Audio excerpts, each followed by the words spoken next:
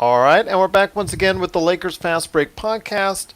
It's Gerald Glassford coming right back at you here from Lakers Fast Break, Pop Culture Cosmos, Inside Sports, Fantasy Football, and Game Source. We truly appreciate everyone out there listening to our shows. And in this time that we're going through right now, we just truly appreciate you listening to us even more.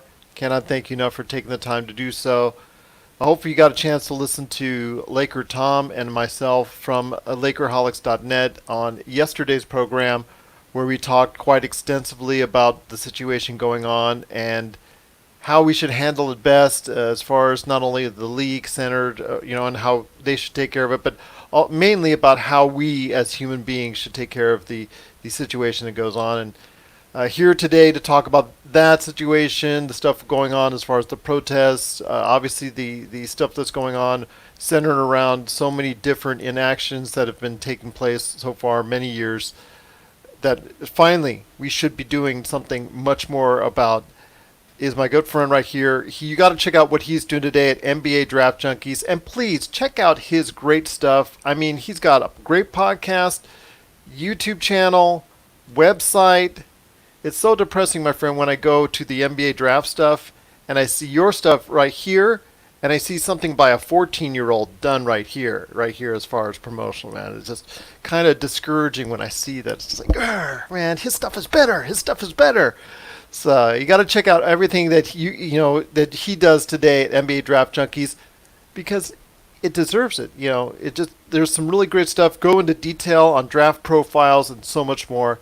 It is Rafael Barlowe. And Rafael, thanks so much for being part of the show. And yeah, just so frustrating, man, when I see those YouTube channels do breakdowns. It's been done like a little high voice, and I just graduated from 7th grade, but I can give you the lowdown on the top 10 on my mock draft. No problem. Thanks for the plug and the compliment. It's just frustrating me. Hey, this is someone from someone who gets far less views than you, and it's frustrating me even more. Well, those kids were me. I just wish I had the platform to, YouTube when I was 14 years old. I probably would have had my own channel too. So true. I respect those guys, and but yeah, I think eventually I'll be one of the top sites that people go to for draft stuff. It's just going to take some time. Well, did you know that you're on Tankathon? Yeah, I noticed that last year. I forgot which video it was, but I noticed I had a spike in views. And so I was on Tankathon. I haven't seen it much this year. Maybe I am, but I know last year there were quite a few videos from my site that were used on Tankathon.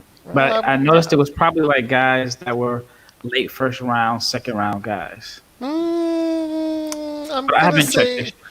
I've been checking. I've been doing some extensive research, and I'll tell you why later in the episode. You might get a kick out of that. But yeah, your videos are on Tankathon profiles of some of the higher draft profiles. A lot of it is related to international, because that's something you have a great expertise on, is the international prospects, where you see other draft sites are very vague in their descriptions and their profiles of international prospects. Yours comes across very clear, and I truly like your videos where you actually do some great breakdowns on the strengths and also the areas of improvement. I don't want to say weaknesses, but areas of improvement, as you say, that a lot of these draft choices really need. Yeah, I still obviously like the American prospects, but I think that the lane that I could have where there's not as much traffic in is actually doing the same video breakdowns on the European prospects. And like I said last year, I think I mentioned in one of the previous podcasts, Goga Batadze was the most viewed video breakdown I did last year. I mean, he had more views than Zion and RJ and all those guys combined. And so I just think it's because the American fans are familiar. Like, you're probably not going to go to my site looking for a Zion Williamson breakdown. But I think with Goga, for example, I remember when I posted it, I think the whole Republic of Georgia watched the video and followed me on Facebook, and I was getting messages in their native language that I couldn't read.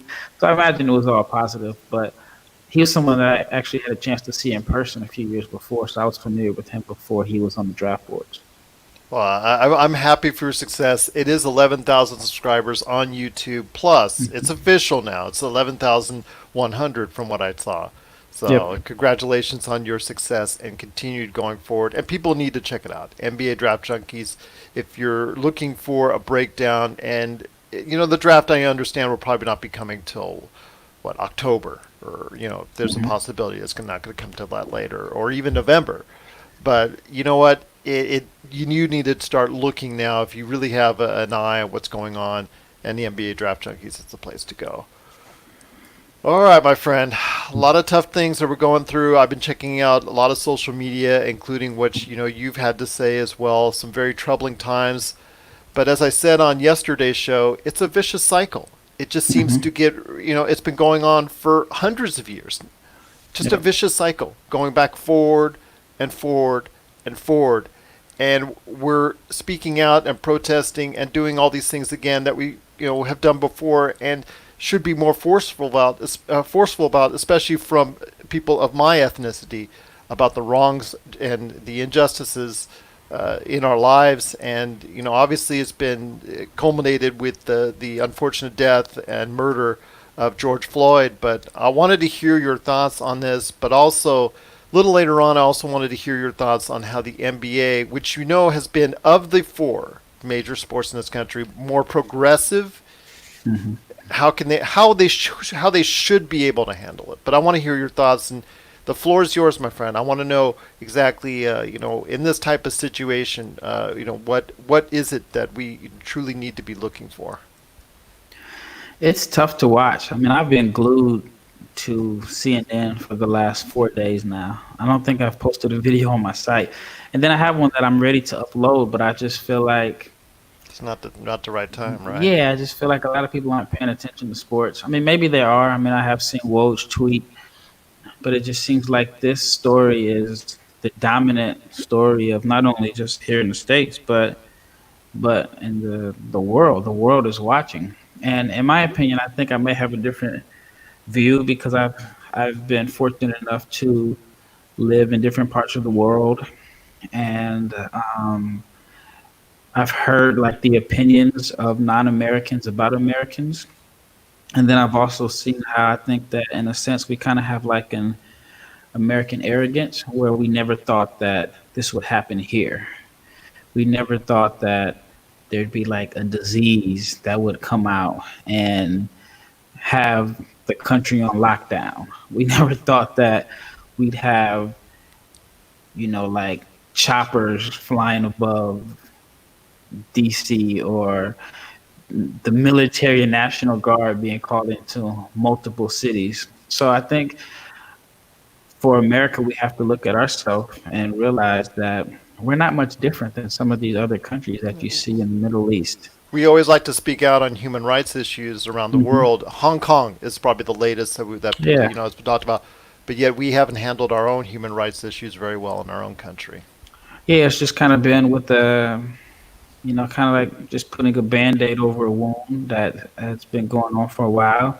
And then I think that what's going on with the pandemic, what happened in Minnesota, and then Trump kind of fanning the flames is just kind of like a perfect storm of things that have all come together at the same time. And so, because I mean, I think that is the reason because there's been videos of police brutality before.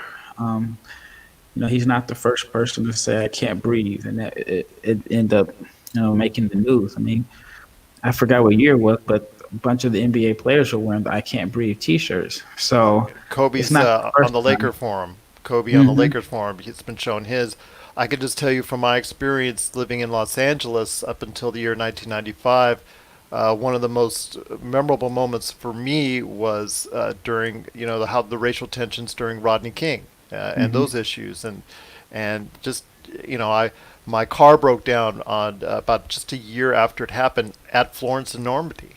You're right at the flashpoints of those riots. So I was there and I felt the nervousness. I felt the tension even a year later. So it's just something that should have been eradicated a long time ago, but we just have tried to ignore it and push it to the side as far as people of my color. And it's fine. it is late. We're doing this, and I cannot apologize enough to everyone out there for what people of my ethnicity have done and treated for so many years. But I don't know what to say at this point, man. I don't know what to say. Yeah, I mean, it's just being recorded now. I think that's the biggest difference. That there's evidence, and I don't know what can happen from all of this, but one of the things that I'm seeing is that there's so many people that are standing up for what's right. So it's not like it's all black protesters and it's not black versus white. It just seems like it's right versus wrong. And so I've been seeing people from all different ethnicities and colors coming together. And I mean, even now, like with CNN playing, I'm thinking like, okay, maybe the protests are gonna die down. And no, they started earlier today. And so Because there are the curfews and all that. yeah, oh, I never thought of it from that perspective. Because so they start earlier because as the curfews come in, it seems to turn up the violence even more. Yeah, I mean, I'm definitely not condoning the violence that's going on and the looting, but I guess historically, change has come from riots, just in past history. And so I haven't had to like check myself. I don't know if you saw it on my Facebook page, but I've been to the Louvre in France. I've been to museums in Beijing. I've been to a museum in Cairo, Egypt, and I just thought about it. It's like when I go to these museums and they show like this different artwork, it's all stolen from riots. Saw you mention that. So it's like, I mean, I've spent money at going to these museums to see different things, and it's a bunch of artifacts that were stolen from riots. And so I had to check myself and say, like, man, I've contributed to. I mean, even though like the person who probably stole the painting sold it to somebody else and sold it, and it's been probably sold, multiple times over, but it is stolen artifacts. And so, and riots and stealing is part of what's going on in riots. And so, unfortunately, it's just televised also. So, look, it doesn't look like people are stealing art. You just see people stealing shoes and T-shirts and from high-end stores. So, I'm not saying that it's right, but I just know that usually comes along with a riot. It is. I mean, it's aggression. It's people lashing out at their society, at the things that's going on. And 2020 has been a boiling over point for our society as a whole, but especially here in America with the highest death rate from COVID, especially to people of African American ethnicity. I mean, it's the disease has targeted that group more than any other. From what we're seeing in the statistics, is that it's just very tragic, and you're seeing all this boil over into a lot of aggression and the way the rhetoric that's been distributed out there by our current president and just fanning the flames and just it's been tragic. It's been a sense of frustration, and while the looting and the violence is not something that we want to see, is like you said, it's just something that often correlates itself. It's usually peaceful protests, but you'll see a segment of the population take out their frustrations in a different manner. Yeah, I mean, they were going crazy in New York last night. I've been staying up to like 1 o'clock Central Time, just watching. And even more interesting is, like in some cities, it's not being shown on the local news, and it's only been on CNN. So some people aren't even really aware of everything that's going on in their city. But I just don't know when it's going to end. I mean, I thought, okay, maybe it'll slow down on Monday. Then it just looks like it's still going on. I hope it doesn't get to the point where it it ends up being like people versus the military. Yeah. And so I think that's what Trump wants. He keeps using the word domination. And so even like the tweets that he posted today, he felt like DC was successful because they dominated the protesters. So I'm just kind of just amazed because I mean, you think about it, like we've watched the news and we've seen like the riots and the protests and the wars going on in the Middle East and like the Lebanons and the Israels and even like when they have their protests and riots in like Europe, but we never think like that can happen here, you know. And if it does, we may think like it may happen in one city, but not every major city has had their own form of protest. Some peaceful, but a lot of them have not ended peacefully. And it's been a shame. It's been a shame to see Americans turning on Americans, and Hmm. it's just been very, troubling to see the people who we look upon to protect our society and our police are quickly, in some occasions, just mistreating others. We've already seen it that this was the stem of it, this was the root of it, but we're Hmm. seeing it even now, each and every day, where police officers just, the boiling over point has happened, and they're already striking out and lashing out against protesters, against journalists, Yeah. which is also very troubling to me. And it's wrong. It's wrong on every level, and there's so many mistakes being made continuously. We just don't learn from these mistakes. History has shown, as you said, you talking about when you were going to the museums and seeing those artifacts, which were stolen in and of themselves. We just Hmm. don't learn. It just right there, it shows us right there that from history, we just don't learn from our mistakes. Yeah, and I hope this creates a change, but I just don't know like how. I think it may make people even more on edge because I mean I'm a black man. I grew up in America, and I've had times where I've been pulled over by the police. I've never had a situation where I've been handcuffed or had a gun to my face. So I haven't had those type of stories, but I have had times where I felt like, okay, I know I have been pulled over because they just wanted to pull me over to see if my paperwork or my license were legit. But I think everybody's had to go through that I mean, especially as black men. I mean, I think one of the things that kind of made me realize how sad things are is I was working for like an AU program a few years back, and one day they just decided to have like a class, and it was a class on how to interact with the police if you're pulled over. And it was one of the coaches were saying, keep your hand on the steering wheel, you know, talk to the cop, say I'm reaching in my glove box to get my registration, and just all the little steps that unfortunately we have to do to make sure that the situation doesn't escalate and we look like a threat. So fortunately for me, I haven't had some of the same issues that some of my friends have had with the police. But I know it goes on. I'm aware of it, and there is a little bit of a nervousness that you have when a police car pulls behind you, because as a black person, you may sometimes fit the description, even though it's not you. And so, and then I also feel like just in the United States, we have this, at least as a black person, we may have this thing that we're supposed to fear the police. And there was a situation once when I was in Istanbul, and it just showed me how different the world is. A police officer pulled the car I was riding over. I think it was like two cars, right? And pulled the car over. And then once they pulled the car over, they checked the guy's ID, and they were taking too long. So the guy got out of his car and approached the police officer that was back, and I could just hear him going off and just yelling at the police officer.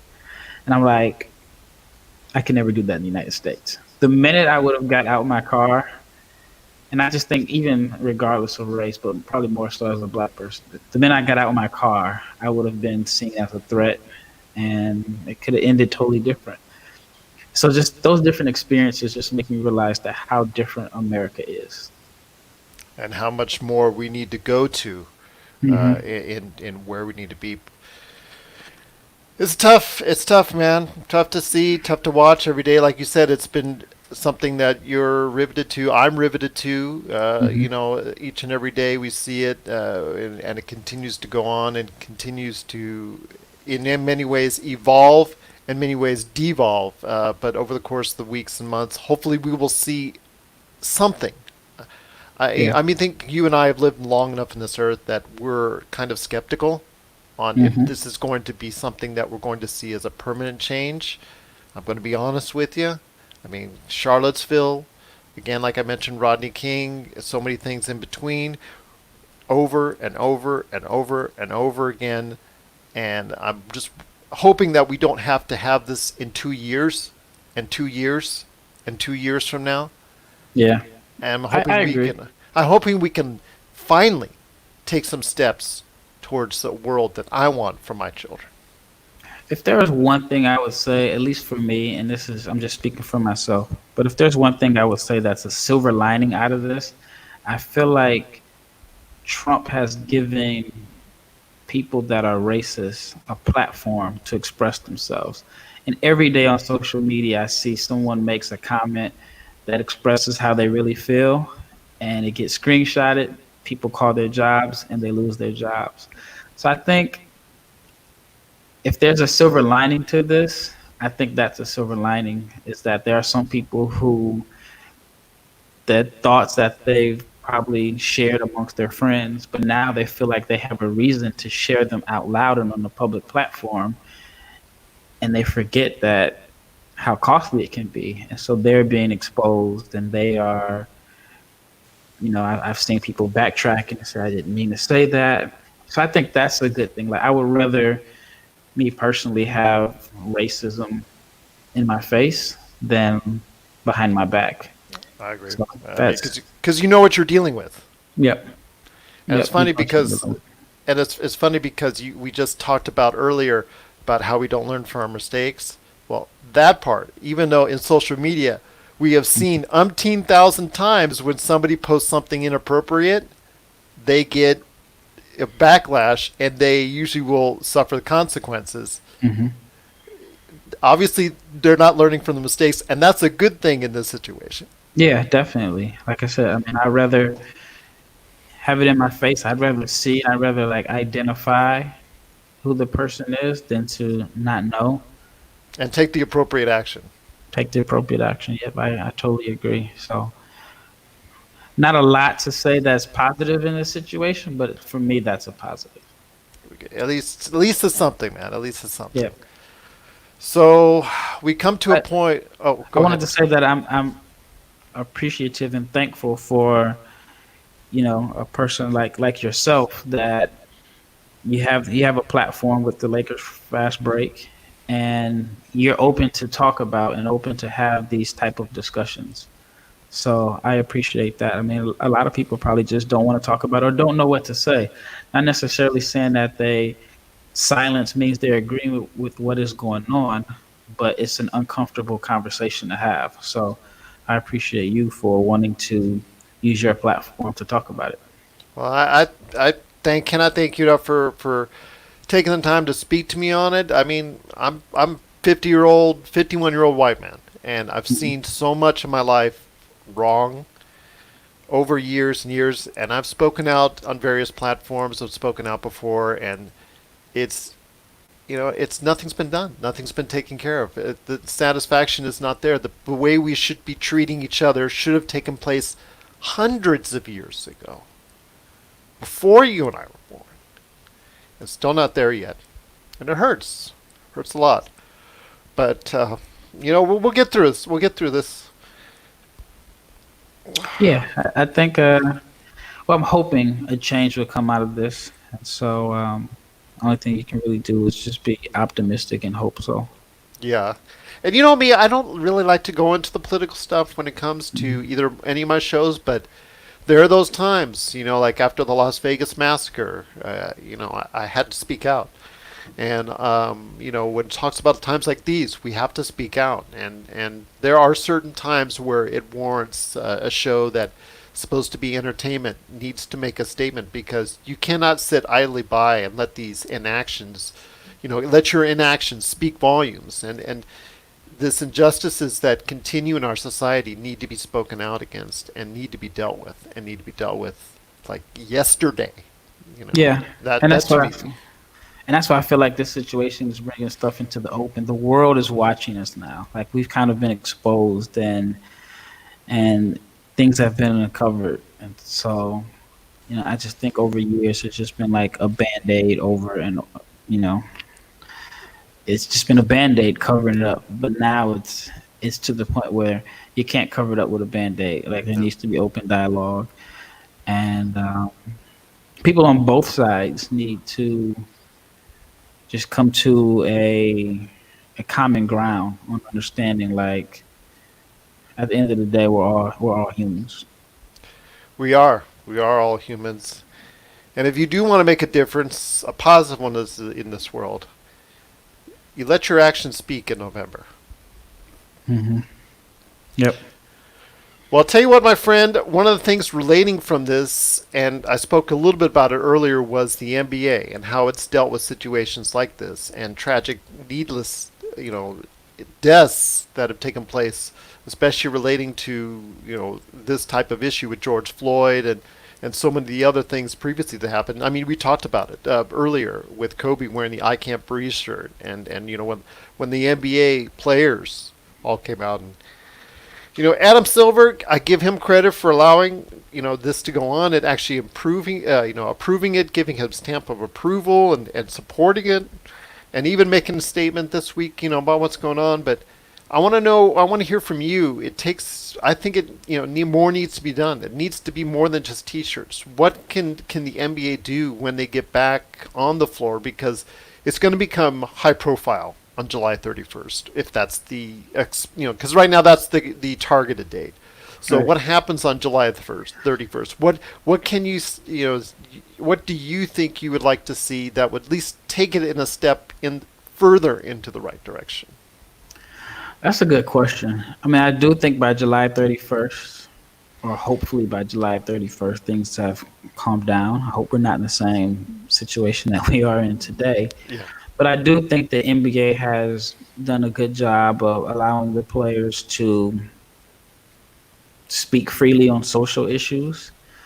So I think the NBA, like you said, is the best of the four sports when it comes to like discussing social issues. I don't know if I can think of anything that they could do that hasn't already been done. Do you think would have been done the same way Adam Silver's doing it under David Stern's leadership? I'm not Uh, sure. That's a good question. But I think like the players today are more socially aware than the yeah, players that were. I So I agree on think that. that makes a big difference because it seemed like maybe outside of like Jabbar, but it seems like maybe in the 80s or 90s, that generation of players didn't necessarily want to speak out because there was a fear of it possibly impacting your brand or your name. But I just think like the the guys now understand that yeah they may lose some fans, but they're willing to risk that to use their platform to speak out on how they feel. Well, let's hope there is a more positive change that comes about it, and the NBA, when it does, hopefully, which we will hear more about here, maybe later in the week. We're not sure Mhm. because there's been a lot of announcements that have been postponed due to what's going on in our society right now. But Mhm. with the NBA, if it does come back to a league, and if it comes back to a season that starts up in July 31st, I'm hoping that they will take the steps necessary to make sure that people are aware that the NBA has not forgotten what's gone on right around now. Yeah. Yeah, I just like I said, I can't think of anything that they can do that hasn't already been done. I mean, in my opinion, they're the only league that I can remember that has spoken out about past issues, and they've handled it a lot better than the NFL, which is pretty obvious. But It's not even close, my friend. yeah, not close at all. But now, I mean, I think some people are starting to understand what Colin Kaepernick was kneeling for. And I'm seeing Bet- like police Better officers late than kneeling. never, I guess, right? Yeah, I just hate the fact that he pretty much lost his career because Yeah. of it. But at the same time, I think it's admirable that he was willing to take that risk.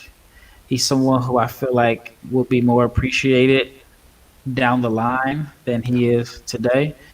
And I think he's more appreciated today than he was last week at this time. So I think that, going forward, I think people have a better understanding of what he stood for and what he wanted to address. As I said then, and as I say now, it's not that he is doing it because it is his given right, and many people have lost their lives so that he could go Hmm. on one knee. It's why he's doing it. People need to, instead of just immediately shut it off, they need to have asked, why is he speaking out? Why is he making a statement? Why is he going on one knee? And people weren't asking that. People didn't want to hear it. People didn't want to see it. People just didn't. A certain vice president wanted to walk out the room when that happened. It's something that it was there. It was a message that was made. And yes, he was the first one to make it. And you might not agree with everything Colin Kaepernick has to say, but that one statement, believe me, says it all. It said it all to me then, and it says all to me now as far as it's concerned. It's like you said, even more prophetic now than it was even then. Yeah, it's tough to be first. I mean, it really takes a lot of guts to be the first person Because he to. was a really good quarterback. Yeah, I mean, he went to the Super Bowl. Yep. So, I mean, that's that alone is not easy. And it's a similar, but like even with Royce White, he lost his career. I mean, he definitely has other factors why, but he was willing to stand up and discuss mental health. And now, a few years later, the NBA and other professional leagues have actually done a decent job of addressing mental health. He had to be the one to stand out and take all the hits for it. But I think once Kevin Love and DeMar DeRozan mentioned their own battles with mental health, it kind of legitimized some of what Royce White was saying. I mean, people took it for granted. Oh, these guys make 20, 30, 40, $50 million, or Hmm. why should they be allowed to have those type of issues? Everybody Yep. can, is susceptible to that. So Yep. I hear you, my friend. Some tough choices, and I'm hoping that the NBA will be at the forefront of those type of statements that need to be made to keep this issue in the mind's eye, so we can make a positive difference. And we can make a change for the better. Finally, start taking some real steps that are long overdue. I'm hoping, man. I'm hoping. I agree. Well, with still more of the show to come. I didn't want to go ahead and just leave it on that note because there's still more to talk about, and that is speaking of Adam Silver, like we were just a second ago. He is currently in the process of making an official, I guess, declaration to the other owners out there for them to decide 100% on which way they want to go. One thing I do like the fact is that he's kept the players and the Players Association involved in every Hmm. step of the facet of this, or this organization of how the end of the season's done. I like the fact that he's kept them involved and kept them a part of the decision-making process, and he's spoken out to Michelle Roberts, Chris Paul, and said, if I lean this way, what would the players think? If I want to do this, what would the players think? You've heard all the rumors. You've seen all the type of proposals from 1 to 16 to a group play to having all 30 teams. I mean, that's the latest, that small market teams are getting angry that it's not all 30 teams in there. We've heard the most likely scenario would be 20 to 22 teams. I Hmm. found 22, that number right there, would be kind of interesting. But I want to hear your thoughts on the different proposals and which one do you think would. I mean, there's no perfect scenario, but which one do you think Hmm. might fit the best? I'd be all for the play-in. I think that would bring a different type of excitement. I also think it makes sense to get Zion Williamson on TV as much as possible. As of Makes now, up New Orleans, makes up for all those games he was injured, and then yeah, New he Orleans was. was on TV. They were on TV quite a bit. I mean, opening night, right? I think so. Opening night, yeah. Um, they are right now. They're ninth or tenth, I believe.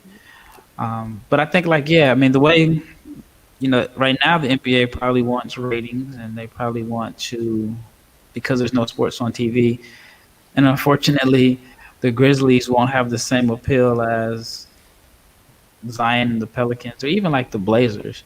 So I think it makes a lot of sense to give those teams an opportunity to play. I would still love to see Steph and Clay come back for Golden State. Well, that's just being selfish. I mean, I know it doesn't make any sense at all for them. And then even KD and Kyrie. I'm not sure what's the latest on Kyrie's injury. I'm thinking KD can play. I'm just not sure Brooklyn will let him play. Same thing with Golden State and Thompson. I think the issue with Thompson is he's probably healthy enough to come back, but they probably are just at this point saying, you know what, we're gonna save you for next season.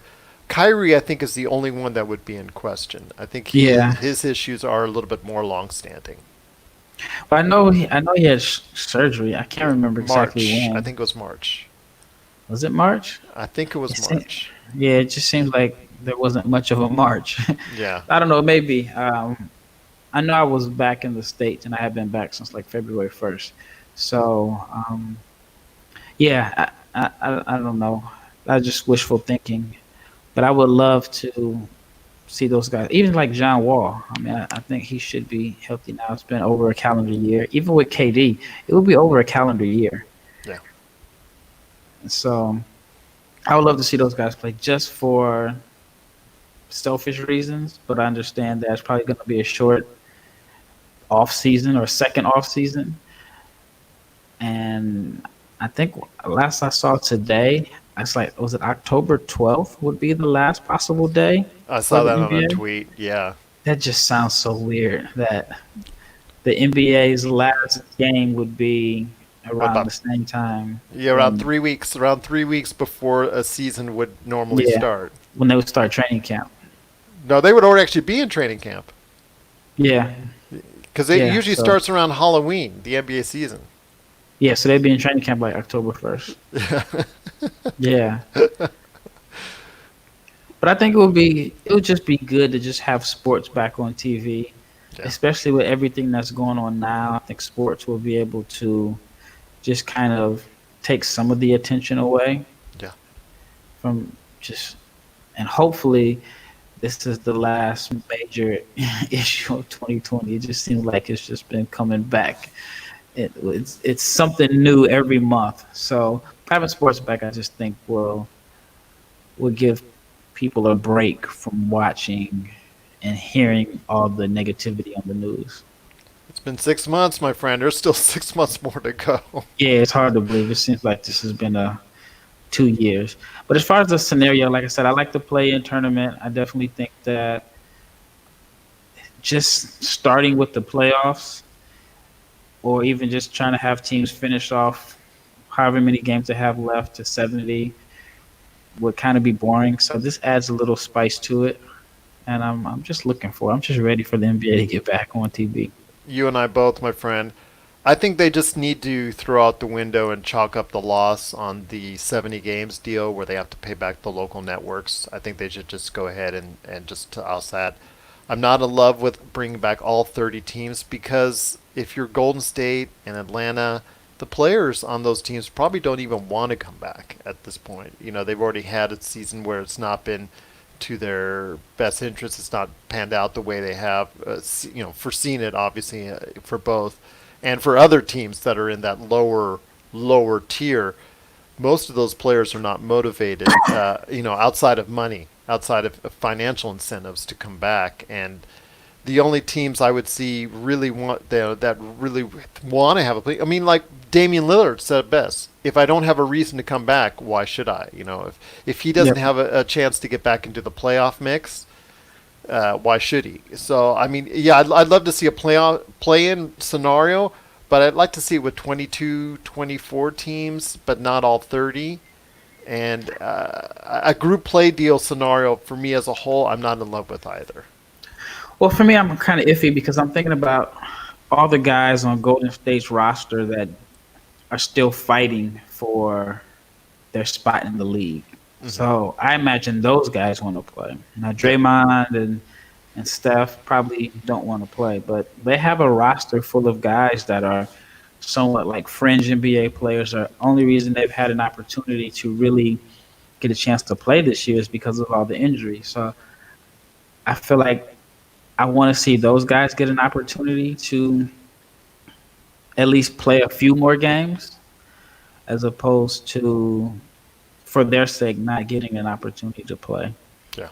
And then I think, even like a Cleveland, they may not need to play Love and Thompson, but they have a few guys. Like I think one of their draft picks, Dylan Windler, didn't really get a chance to play this year. I felt like Kevin Porter was having an opportunity to. I feel like he was starting to come along. So if in a perfect world, I personally wouldn't mind seeing all 30 teams, and then for some of those young teams, using the last few games as their summer league. It's like your summer league, you don't have your draft picks, but you're getting the chance to let your younger players play. I don't know how much they can show, or you can really hold it against them if they don't look as sharp as you would expect. But I do think for some of those guys that are fighting to for their career, I would like to see those guys play a few more games. Similar to what we see every year in the last 15 to 20 games, anyways. Anyway, yep. Like with the Lakers, I mean, Alex Caruso really came on in that 20 to 25 game stretch before the end of last season, which got everybody excited about his future, and you see how it evolves from there. So you're right, it can work in that situation where a young player or a player who hasn't gotten much time gets that time and takes advantage of it. And we usually see that whether it's for improving their own status on their team or for improving their status or in the eyes of other teams that they know if they're going to be a free agent or for trade value or whatever, et cetera, et cetera. We see that all the time in those 20 games where players that have not gotten the chance and opportunity seem to do very well in that period of time. And like you said, if that was the case for some of those lower tier teams, we would they would get the chance and opportunity to go ahead and do that, but not in as much or many games fashion as probably they would like it. The showcase would be a lot less. Yep. I mean, like I said, it could just kind of be somewhat of a replacement for summer league. Yeah, yeah, that's true. Although it won't be here in Vegas, which would be a shame, but we're gonna have to get by, gonna have to deal with it. But it'll be in that type of Orlando format that is going to be interesting to see how it plays out. But I can totally understand if you want to go ahead with a 30 team format. I'm just hoping that we'll get the type of buy-in from these players to go ahead and say, you know what, if we go to all 30 teams, that they're going to go ahead and be motivated enough to, as for the most part, to go ahead and play basketball to the extent which we deserve to see and which we need to see at this point in time. Yeah, like I said, I don't think the stars will, but I definitely think the lower level guys will want opportunity to play. But I'm still shocked that Orlando beat out Vegas. I felt like when they mentioned both cities, they're just Orlando is the runner-up. Like the NBA has such strong ties to Vegas. Vegas is like the basketball capital of the world during the summertime, even though it's 120 degrees every time I go to Vegas for basketball. So in my mind, I just felt like it's going to be Vegas, and You should come now. It's only 100. I'm not getting on a plane anytime soon. But I hear you. but yeah, I'm shocked, and I guess I haven't done the research why they chose Orlando over Vegas, because I think Vegas is opening back up this week, Yeah, right? it's supposed to. In certain places, it's been delayed because of what's going on. I know my brother-in-law works high up with a major casino here in town, and they were set on set date, and they had to delay it because of what's going on. But some of them were going to be opening up as early as this week. In fact, a lot of them were pointing towards to tomorrow, the third and fourth as the days that they were going to go ahead and target. So we'll have to see if that pans out. But I had said before that the best place, if you want to knock this out, the best place to do it is Vegas, because you can have literally on 6 NBA formatted arenas, where NBA games have been played, or at least high-level college games have been played, you could have 6 going on at the same time. And then, what was it? Mandalay Bay had talked about reformatting its whole convention area where you could have 30 different practice courts in the Oh same wow. area. So they had talked about, they pitched all that, but the thing is, it's not in a 100% controlled environment because yes, you are in hotels, and you can keep them in a certain hotel, said hotel, until you could bus them to, like, say, up the street. Because we're only talking about a 2 mile radius for all these 6 arenas that can house these games. Within a Hmm. 2 mile radius, you could have 6 games going concurrently here in Vegas, but yeah, I guess it wasn't a good enough deal for the NBA to go ahead and say yes to, and which is a disappointment for me, obviously, because I would have snuck in and tried to catch a couple, would have sent you some text and said, "Here you go, man. Here's LeBron." But um, I guess you also got to remember that the ESPN, ABC, Disney Oh. Love Fest is also there, and maybe that's a part of the reason why.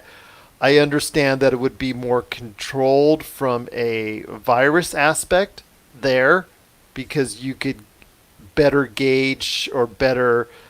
I'm trying to find the most appropriate words about making sure people come in and out without, having the virus, or if somebody has the virus, it could be treated and handled better there because it's more closed off in that area. I don't know if you've been to Orlando, that part, and it Hmm. branches off the highway. It's almost like you go on a set of freeways, and you go on a set of freeway to Disney World. You go on a set Yep. of freeway to Animal Kingdom. You used to go on a different freeway in a different path to the ESPN Wide World of Sports, and that's something that it could be handled and managed a little bit better, more effectively there. So I think that's the ultimate factor there, is the safety for the players and their families that they're going to allow, because I think the families, they are allowing some families to go there.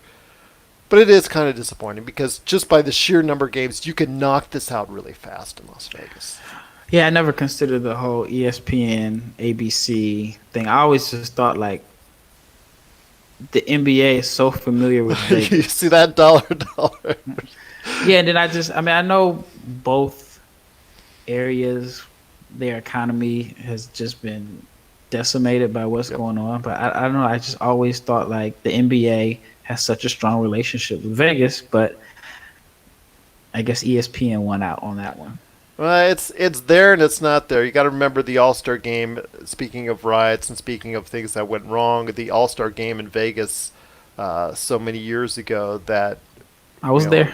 yeah, it was bad for so many different reasons, and it left a bad mark. David Stern, I think, was commissioner at that time. He just wanted nothing to do with Vegas, and they were using the old betting excuse of that. And as you saw, Adam Silver, he's starting to work. He started to work with the city, and obviously because the city was becoming a premier hotspot for all these summer league games and whatnot, and it became something more. I will agree with you 100% when we get an expansion team. That Seattle comes first. I get that, but I think Las Vegas needs to be considered, especially because of the success of the Golden Knights here, who's been Hmm. outrageously popular. So I'm hoping that someday that will happen. If that's the case, then I think the NBA will finally fully embrace Las Vegas 100%. But yeah, it was kind of disappointing to hear. But I know Orlando, because of those reasons for safety factors, and possibly because a certain Bob at a certain company named Disney, can get on the horn with Adam Silver anytime he wants, and Hmm. chew the fat with him. I think that there may be some ties in there as well. Now, does the T-Mobile Arena have all the luxury suites that the NBA Hmm. wants in the arenas? Okay, I Yeah, haven't been to that arena yet. it's a beautiful arena, brand new. I'm saying this on the air. Their bathrooms are the best I've ever been in any sports arena, and that's saying something. And you could take that as a joke any which way you want, but I'm talking seriously. They really did it right. It's really a modern facility in every which way, and I mean, yeah. I mean, the Golden Knights have the highest ticket prices right now in the NHL because they're the most desired right now in the Hmm. NHL, or at least one of. So it's a success story, and that they've had, and we fill out the games well, when we had games, every time. So it's something that if it could be replicated on the NBA level. I don't know if the Raiders in a brand new football stadium are going to do the same, but I can tell you if an NBA team comes here, if they win, at least at a decent level, can be a big attraction here in Las Vegas. But See, I've always kind of wrestled with that because Vegas seems like it's such a Lakers town that it is, hence that me. that it would be like. I mean, the Lakers have a lot of home games on the road, but I just feel like is such a Lakers town. It would almost be like the Clippers East in a sense that you'd have to really put together a good team for the city to. This is just my opinion, but the Oh, no city worries. to embrace it because when the Lakers come in town, I'd see all yellow jerseys there. Oh yeah, and there's well, you know why they do the golden rule in Las Vegas when it comes to sports betting is don't bet on the Lakers, bet against them because so many Lakers fans come from L.A. each and every Yeah, weekend to bet on the Lakers. So and you're I see it right. at summer league. I used to hate going to summer league, and back when before Lonzo Ball, like I jokingly say Lonzo Ball ruined summer league for me because I used to be able to sit, have my legs on the whole row in front of me, and you can move around. But when the lake Yep, now, if you leave your seat, you might not get it back. it was Especially if casual. It was pretty casual back in the yeah, day. you could shake hands and meet like different executives, but it's tough now. It all changed with Lonzo Ball, and the Lakers always get the last game, so about 5 o'clock the place starts to fill up. So I don't know, NBA team in Las Vegas. I don't know if the Bus family would like that because that's their territory. Because It, do the Lakers is the local TV game mostly Lakers for well, local TV? yeah, we do have the Lakers network out here with Cox. If you Yeah. Cox, which is the predominant cables, company here in town, it does have the Lakers station for a reason. So yeah, Yeah. it is Lakers East. It is So Lakers East, anyways. But I don't think that should discount from supporting a Las Vegas team. But that's why I said Seattle would come first for mhm. obvious reasons. I don't know if Mexico City and London is feasible now yet. It may be at some point because of travel. If you can find a way to cut down the travel time, I think that would probably work out. But your thoughts on that as far as expansion to outside the Okay. USA, outside of Canada, we saw with Vancouver and Toronto after that. That's one thing. But to Mexico City, to Europe, what are your thoughts on that? I mean, London is just not. They don't really care about basketball there. It's. I think it makes sense to want to expand to Europe, and London is the closest place. But it's soccer is or football is huge there. So I don't even. I mean, they don't even have like a team in London in the Euro League or the Euro Cup. I don't even know if professional basketball in London is even big. Like I've heard of guys going over there to play, but it's not a major league. So I'm not understanding why, unless that's their plan, is to make it basketball popular there. I could see Paris before London, because if you think about it, Paris and London are really only like 2 hours away. Yeah. So it wouldn't be that much of a difference as far as like logistically. If you're going to go all the way to London, then you might as well go to Paris, in my opinion. I think Mexico City, they've had some success there as far as with the games. Uh, I'm just not sure how that would work out either. I mean, I definitely would see them going to cities in the states before expanding outside of the country. Even though I think they really want to take advantage of the Mexico City market. Because if I'm not mistaken, is it the second largest city in North America? I know it's. It was, I think, the largest, but I think if it's not the largest, it is got to be in the top three. Yeah, definitely. So you definitely want to take advantage of that market if you're the NBA. Yes, absolutely. And I hear you, and that would be something similar to what we've seen with Canadian cities, where one has been success in Toronto, and unfortunately in Vancouver it didn't quite work out.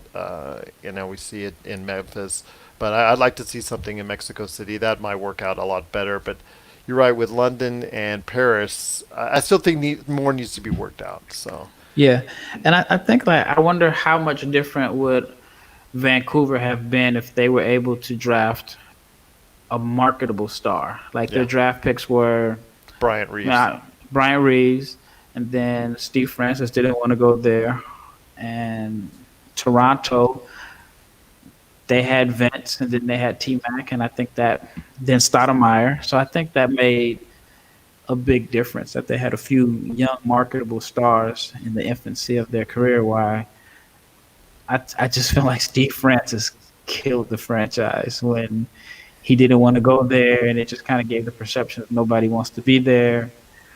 So I think that played a major role, and then also it's so close to Seattle. Yeah. But it's just a shame because Vancouver is so beautiful. I haven't been there yet. I've just from every time I see pictures of it, it just seems like a great place to Yeah, hang out a bit. I've heard But good things about it, but I just haven't had a chance to go to. Really haven't had a chance to go to the Pacific Northwest.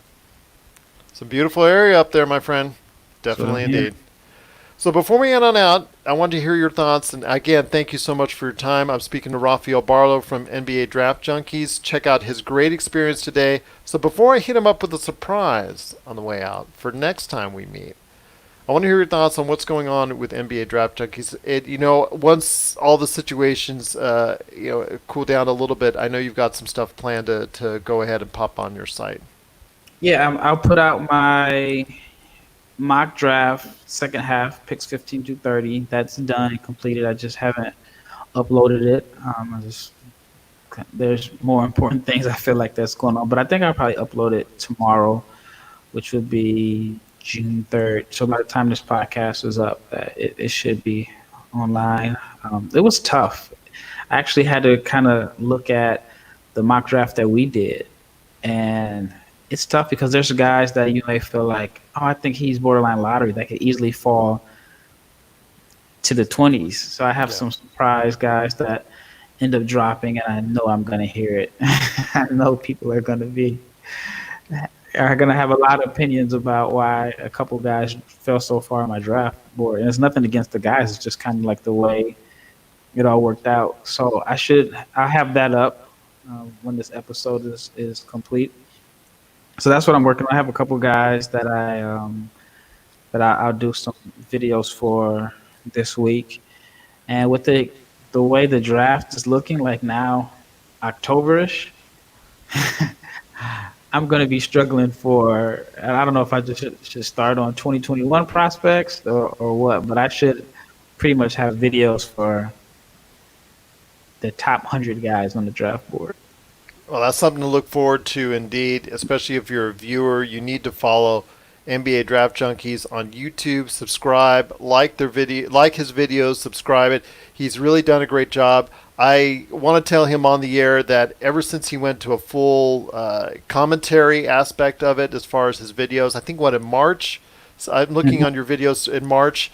From there on in, it's the way it details and breaks everything down. It's much better than anything else I see. Yes, Thank even from those 14-year-olds on the YouTube, they're out there. So, your competitors, our competitors per se, that are out there. But yes, the NBA Draft Junkies, you got to go ahead and check out his videos, detailed breakdowns, just so much more. It's at NBADraftJunkies.com, NBA Draft Junkies on YouTube, and you'll see it popping up in different areas, including Tankathon, as far as the various prospects. So definitely check it out, indeed, NBA Draft Junkies. And speaking of mock drafts, and speaking of checking out all that stuff, investigating, I would know all this because I've been doing a lot of research in the past few weeks, because I was asked by Laker Tom of Lakerholics.net some time back, hey, Gerald, you've been talking to all these great NBA draft experts like Rafael Barlowe, Stone Hansen, Michael Weisenberg, etc., etc., etc., etc. Why don't you do your own mock draft? So Okay. I've got one in the works. I've already got my 30 laid out. I'm just finishing up on the descriptions of it. So I am going to debut it sometime within the next few days. So Okay. next time you and I come on the air, I want you to check it out. And if you don't laugh too hard, if you don't die of laughter, per se, want you to come back on the air and tell me what you think, and we'll go from there. Definitely. Well, one thing I can guarantee you is I won't laugh because I know how difficult it is to put together a mock draft. It was I mean, tough. it's pretty tough. I mean, the lottery is maybe a little easier, but you really have to know your stuff from the second half because you may have to have watched anywhere from, I mean, I put it like this: 15 through 30. There's anywhere between 15 through 25 to 30 guys who could fill up, especially in this year's draft. I don't think there's much of a difference between pick 15 and pick 33. So for you to make a mock draft, you have to have spent quite a bit of time, and at the end of the day, it's all your opinion, and your opinion can't necessarily be wrong. So I'm looking forward to checking out your mock draft and seeing how similar or how far apart we are on different players. So I'm always open to debate about draft picks and kind of have these discussions. So I'm really looking forward to it. And remember, I wasn't a 14-year-old. Yeah, I imagine being 14. I mean, there's going to be some biases, but you're extremely biased over. Yes. I like this guy's uniforms, or this But guy dunks. So he's the best dunker in the draft, so you have him high on the draft board. I will say this, though. If I was 14-year-old at this time having YouTube, yeah, I would have done more Yeah, I myself. definitely would have had a channel. I mean, the quality may have been poor, but I would have had a channel. And I mean, how lucky these kids are to have all these resources to have their own platform. So I'm a little jealous in that sense, but You and I both. How do you think I feel? I told you I'm 51, and I still, this stuff was never. I was just so glad to have Pong when I was a kid. And look at these guys. So, yeah, they have a lot of resources. They don't play outside as much, though.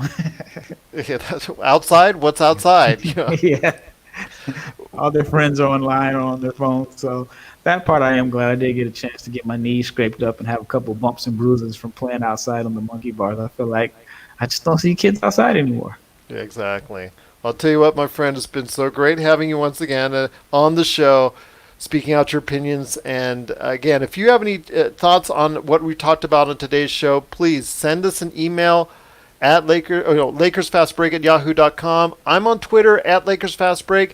Rafael is on at NBA Draft Junkies and at Barlowe 500. And also Rafael Barlowe on Facebook and all that. Please, we'd love to hear your thoughts on what's going on. We'll read them on the show. How the NBA is going to handle this type of situation and so much more. And also as well, once I put out my mock draft, you could rip me apart if you want to there as well. I'm really looking forward to it. All right. Well, hopefully you will be saying that after you check it out. But it's so great to have you on, my friend. I wish you nothing but continued prosperity and safety, and what's going on. I wish the same for this country as well. And I hope we can all come together sooner rather than later from all of us right here at the Lakers Fast Break Podcast.